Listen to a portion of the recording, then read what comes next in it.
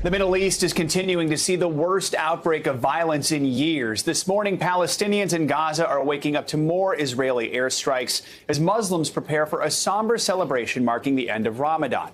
The death toll there stands at 83, while 7 Israelis have been killed in rocket attacks by militant groups. And on the ground, we're now seeing a dramatic escalation of violence in mixed Arab and Israeli towns unfolding on the streets and sidewalks as tensions reach a breaking point. NBC News foreign correspondent Matt Bradley joins us now. And Matt, let's start with that last point there. How concerning is this mob violence on the ground, and is there any sign of this de-escalating? Yeah, I mean, it's a really good question, Joe. And the fact is that we've seen before this kind of tit-for-tat, rockets fired from the Gaza Strip to Israel, Israel responding with airstrikes. This has happened before. It happened in 2014. It killed more than 2,000 people then. And of course, the death toll now, it's rising. But the real issue, the thing that sets this conflagration apart from what happened back in 2014 is exactly what you mentioned. Those street fights that many people are saying is kind of the realization of the worst fears of the Israeli establishment. And you would assume that massive death and rocket fire would be the main worry. That's what always gets the headlines. That's what draws the television stations and draws eyeballs. The fact is that this fighting in mixed neighborhoods, as you mentioned, is more concerning because it means that it's bringing the conflict to Israel proper, far away from the borders that Israel has with its occupied territories, with the West Bank, with Gaza Strip, the Golan Heights. These are constant, ordinary flashpoints. And while it's hard to say that anything in this conflict is ordinary or cyclical, we've seen this time and time again. But the fighting that's breaking out between neighbors, between ordinary people who are all full-fledged Israeli citizens, that is what's so concerning because, as Tzipi Livni, the former defense minister, said, it's bringing everything closer to civil war, and it's bringing the fight into Israel proper. That's what's so threatening, guys. Now, Matt, there are reports that Israel is submitting plans for a ground operation in Gaza. What more can you tell us about that?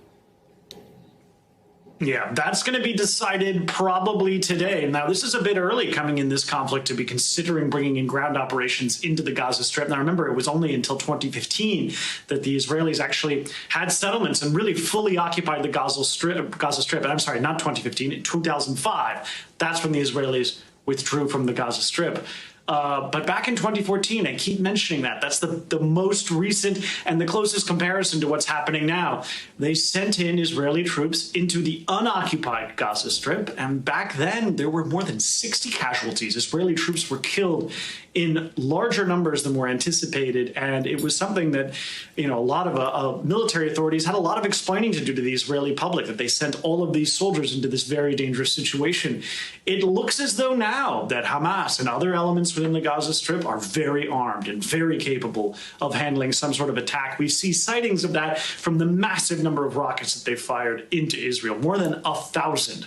That leads one to believe that there are quite a bit of weapons still in the Gaza Strip, despite this lifetime-long blockade that's been going on between Israel and the Gaza Strip and backed up by Egypt from the southern side. So what we're expecting to see now, if there is an incursion by Israeli troops into the Gaza Strip, is probably something like what happened in 2014. Terrible street fighting and a lot of loss of life, guys. Yeah, and Matt, President Biden has spoken out on this. What is he saying? What's being done to try to end the violence? This is a really interesting issue because, of course, President Biden is kind of the wild card in this situation. He's the new president. He has yet to really make a claim on either side. He's trying very hard to burnish his left-wing bona fides with all of these, massive spending programs domestically that he's ramming through Congress. But right now, it's the left wing of the leftist Democratic Party that's been really piling on the pressure to Joe Biden, demanding that he take a stance, and he has not yet. So far, all of his comments and comments from the State Department have said essentially that both sides need to restrain themselves. A lot of left-wing politicians are waiting on Joe Biden to really crack down and start criticizing Israel for what they say is a lopsided fight that puts the Israelis far ahead of the Palestinians, who are the occupied party in this situation. Whether or not Joe Biden wants to weigh in on a situation that has imperiled so many presidencies before all of his predecessors had launched massive initiatives to try to find peace in the Middle East. All of them failed.